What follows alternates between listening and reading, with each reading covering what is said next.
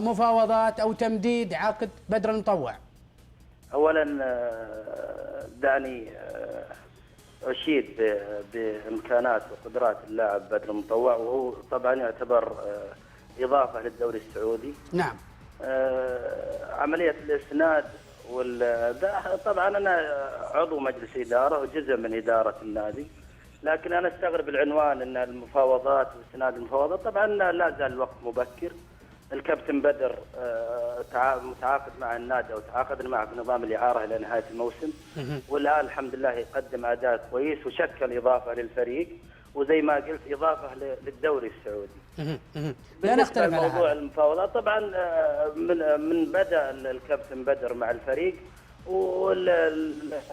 والاشياء كل يوم يطلع جديد بالنسبه للكابتن بدر، بالنسبه لعمله وبالنسبه لادائه وبالنسبه يعني امور هذه. الان جينا الموضوع التجديد. طبعا الكابتن مكسب لاي فريق الكابتن بدر المطوع، وزي ما قلت قبل لاعب عقليه وحجم وعقليه واداء بدر المطوع مكسب للدوري السعودي، بغض النظر استمراره مع نادي النصر وذا، لكنه يشكل اضافه. طيب. انا اعتقد انه من المبكر ان نتكلم عن التفاوض معه، لان الان عندنا الان مهمه للنادي وللاعب تتمثل في المسابقات اللي يشارك فيها. لنا داخل مسابقات، مسابقه الدوري وكاس اسيا، ابطال اسيا، وكاس خادم الحرمين، كل هذه اشياء. طبعا طيب. الامور هذه اكيد انها بتخضع للتقييم. طبعا بالنسبه لنا في نادي النصر اكيد يعني ما استقطبنا الكابتن بدر الا انه يملك القدره. طبعا عمليه التجديد الموسم الجاي تخضع رغبه الطرفين. طيب، انت مدير عام الفريق، باختصار لديكم الرغبه ان يستمر لموسم قادم؟ ربما هذا هو السؤال.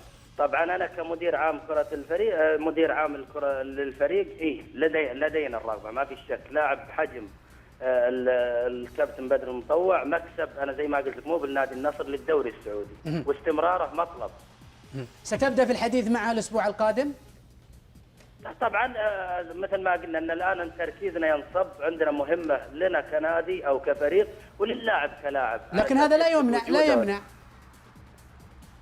هذا لا يمنع التفاوض او الحديث معه. طبعا ما في شك، هذه اشياء تخضع للتقييم، على اساس ان في التقييم بيقيم الوضع، وعلى اساس ان الموسم الجاي لا زال الوقت مبكر. طيب، شكرا. طبعا اذا اردنا بالنسبه لنا طبعا اكيد ان بنتواصل مع الاخوان في نادي القادسيه. طبعا ما نقدر ان نتفاوض مع اللاعب مباشره قبل ما نتواصل مع الاخوان في نادي القادسيه، لان اصلا البدايه كانت مع الاخوان ونحترم نادي القادسيه، لذلك اذا اردنا التفاوض بنبدا يعني من الابواب. طيب. مع نادي القادسيه. عمل استاذ سلمان لازال يسبب مشكله ام انتهت المساله؟ لا طبعا كان عندنا اجازه يومين بعد مباراه الوحده، وطلب يوم اضافي بسبب الحجوزات، يعني لان لاول مره يرجع للكويت بعد مجيئه للنادي، يعني واعطي يوم زياده. الموضوع هذا فعلا شغل الراي العام سواء في داخل الكويت او عندنا في الاعلام.